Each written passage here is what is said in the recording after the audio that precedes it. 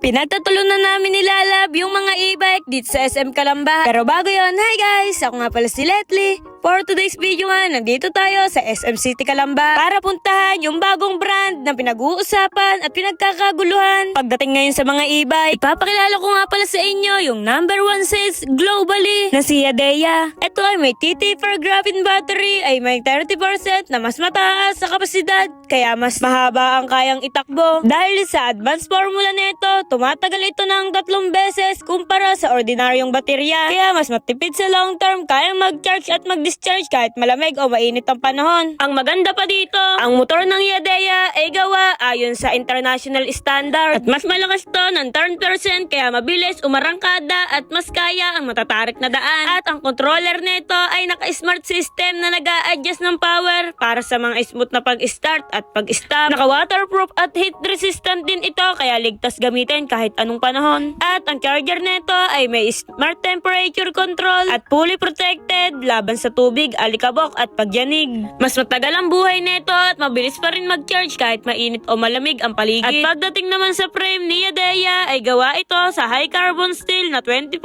na mas makapal kaysa sa pangkaraniwan. At sa mga bakal naman nito, gamit ang robotic welding, mas matibay ito at hindi agad nababali.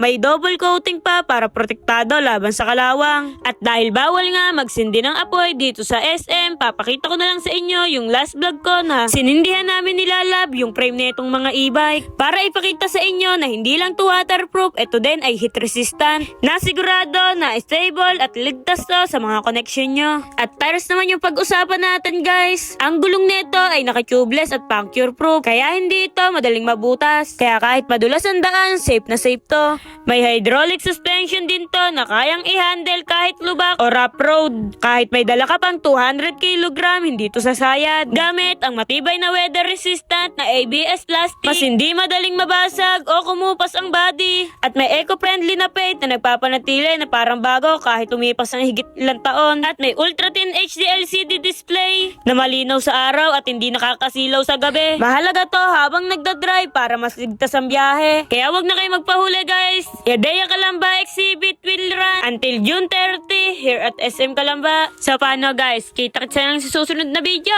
Salamat sa pagsama.